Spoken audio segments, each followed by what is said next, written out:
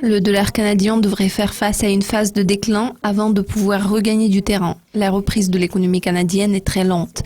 Tine Gustinchik.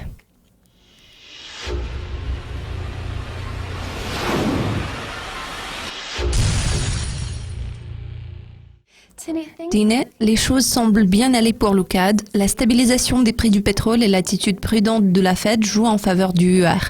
Quel sera l'impact de ces facteurs sur la paire euro-dollar canadien à court terme? Vous savez, Jessica, je peux vous dire en toute franchise que les perspectives du dollar canadien ne me paraissent pas très roses. Je suis portée à le croire car les données relatives à l'emploi, les taux d'intérêt, l'indice des prix, les ventes au détail, tous ces facteurs peuvent contribuer à la force ou bien à la faiblesse du CAD. Cela va de même pour le prix du pétrole. Les taux d'intérêt se situent à 0,5% depuis le mois de juillet.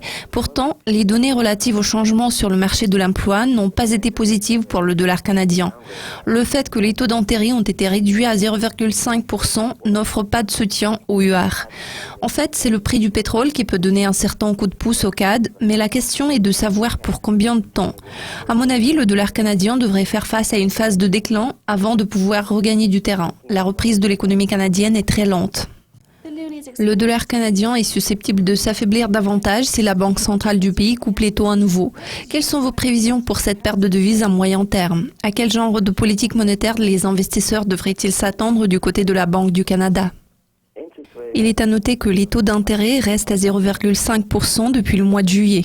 Je suis portée à croire que les choses resteront telles qu'elles sont, à moins que les données économiques fondamentales ne se détériorent davantage. Si tel est le cas, ça va pousser l'euro-CAD à la hausse. Même si la performance de l'euro n'est pas super bonne, elle est quand même meilleure que celle du CAD. Pour l'instant, je prévois la hausse de la perte dans un retracement baissier. Le graphique mensuel montre certaines perspectives haussières. Le graphique hebdomadaire montre un modèle d'un drapeau haussier. Je crois qu'il ne faudrait pas s'attendre à un renversement avant qu'on atteigne un certain niveau. Si les données canadiennes se détériorent davantage par rapport à l'état actuel des choses, il est fort probable que la paire va progresser. Vous avez des prévisions haussières pour la paire euro-CAD à long terme. Les analystes anticipent un rebond des prix du pétrole d'environ 50% d'ici 2017. Alors, êtes-vous d'avis que les prix du pétrole sont le principal facteur qui détermine le taux de change de cette paire de devises?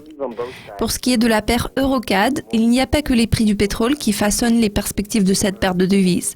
Les principales forces motrices des marchés sont les consommateurs, les investisseurs et les banques.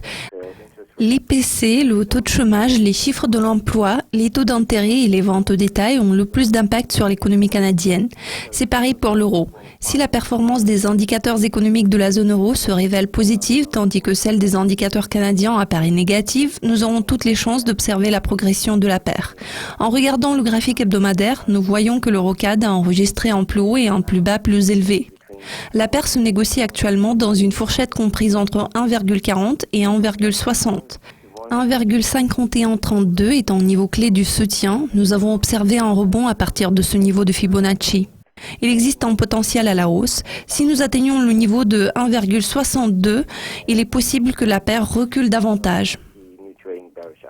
Tine, je vous remercie de vos commentaires. C'est tout pour l'instant. Nous vous présenterons très bientôt une nouvelle édition des prévisions, alors restez branchés.